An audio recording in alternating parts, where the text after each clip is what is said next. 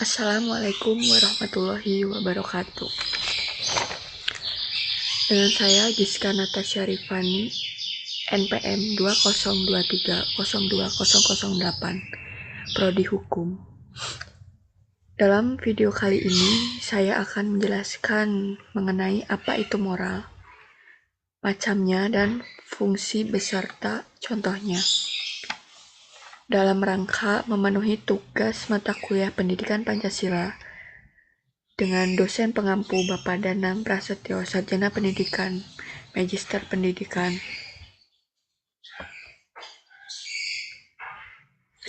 Apa itu moral?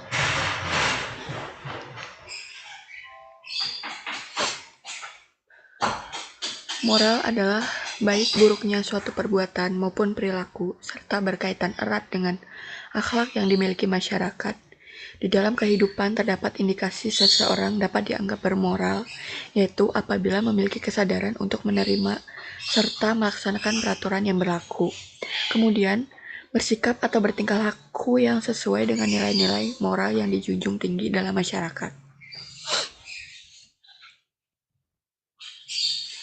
Moral yaitu dibagi menjadi dua, yaitu ada moral baik dan moral buruk. Di gambar 1 ada contoh moral baik, yaitu ada anak membuang sampah pada tempatnya. Kenapa bisa dibilang moral baik? Karena anak tersebut memiliki kesadaran dalam membuang sampah pada tempatnya, dan itu merupakan moral yang baik. Karena jika anak itu membuang sampah sembarangan, maka akibatnya akan banyak ke masyarakat, kayak banjir, terus tanah longsor, kayak gitu. Untuk gambar yang kedua, yaitu anak bersalaman saat ingin pergi ke sekolah. Nah, itu juga termasuk moral baik. Karena apa? Berarti anak-anak itu memiliki moral dalam berbakti kepada orang tua. Sebelum sekolah, dia bersalaman, berpamitan kepada kedua orang tuanya dahulu, meminta doa agar selamat dan lancar akan semua pelajaran. Dan yang ketiga, yaitu ada gambar seorang laki-laki dan perempuan. Yang perempuan yaitu jatuh dari sepeda, sedangkan yang laki-laki mencoba untuk menolong yang perempuan. Nah, ini juga merupakan contoh moral baik. Kenapa bisa dibilang moral baik? Karena anak laki-laki tersebut mempunyai hati yang baik untuk menolong perempuan itu karena jatuh dari sepeda.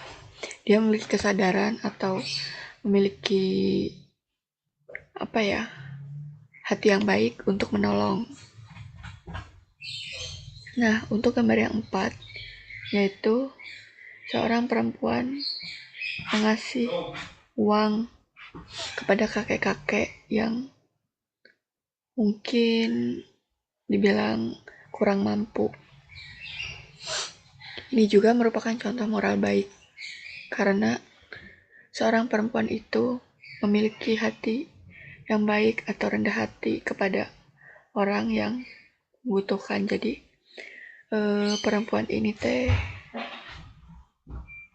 ngasih sedikit rezekinya, mungkin bisa membantu untuk kakek-kakek yang membutuhkan ini.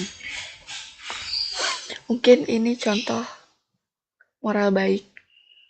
Nah, yang kedua yaitu moral buruk, dimana di gambar 1 adalah ada seorang laki-laki yang mencoba melukai dirinya sendiri. Karena apa? Karena dia sudah kecanduan akan mengonsumsi narkoba. Kita tahu bahwa orang yang sudah kecanduan mengonsumsi narkoba, jika dia harusnya mengonsumsi dan dia tidak mengonsumsi, maka dia akan mencoba melukai dirinya sendiri. Seperti dalam gambar, dia akan menyuntikkan atau biasanya dia melukai tubuhnya dengan pisau dan lain sebagainya. Karena itu sudah efek dari mengonsumsi obat-obat terlarang seperti narkoba. Jadi, untuk kalian, janganlah mencoba-coba atau iseng-iseng mengonsumsi narkoba. Karena jika sudah kecanduan, akibatnya sangat fatal. Nah, untuk gambar yang kedua, yaitu ada dua siswa yang berkelahi. Kenapa bisa dibilang moral buruk? Karena kita sebagai sesama siswa atau sesama manusia, kita tidak boleh saling menghakimi sendiri atau kita berkelahi, menyelesaikan masalah dengan bertengkar, dan lain sebagainya. Kita harus menyelesaikan masalah dengan baik-baik atau secara kekeluargaan atau dengan baiklah intinya. Jadi tidak harus dengan kekerasan. Jadi ini bisa dibilang moral buruk karena ini merupakan masalah yang tidak baik. Jadi kita kan menyelesaikan masalah tidak harus bertengkar. Kita bisa bicarakan baik-baik, bisa cari jalan keluarnya dulu. Jadi ini jangan ditiru karena ini merupakan moral buruk. Kita harus bisa memikirkan apa akibatnya. Nah, untuk gambar yang ketiga, yaitu kita kasih contekan. Nah, ini jangan ditiru ya untuk kalian yang masih sekolah. Ini kayaknya kuliah ya, di bangku kuliah. Jadi saat ujian, siswa 1 dengan siswa 2 kasih contekan atau jawaban saat ujian. Jadi ini nggak boleh karena ini merupakan moral yang buruk.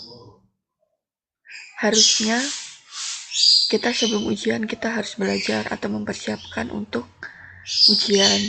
Jadi kita tidak tidak mencontek, karena mencontek itu adalah perilaku yang buruk. Kita harus belajar mandiri, belajar jujur, dan menghindari ketidakjujuran ini. Jadi jangan sekali-kali kita mencontek atau kasih jawaban ke teman yang lain. Dalam mengantisipasi kejadian ini, kita harus prepare. Kita harus belajar sebelum ujian dan lain sebagainya. Nah, untuk fungsi moral sendiri, yaitu fungsinya 1, untuk menjamin terwujudnya harkat dan martabat pada diri seseorang. Apa yang dimaksud dengan menjamin terwujudnya harkat dan martabat pada diri seseorang? Yaitu dengan kita bermoral, kita dapat mewujudkan nilai-nilai kemanusiaan yang memperhatikan aspek keadilan serta menghargai individu lain dalam kehidupan. Nah, fungsi yang kedua atau tujuan yang kedua yaitu sebagai landasan manusia agar bersikap dan bertindak dengan didasari nilai-nilai kebaikan. Jadi,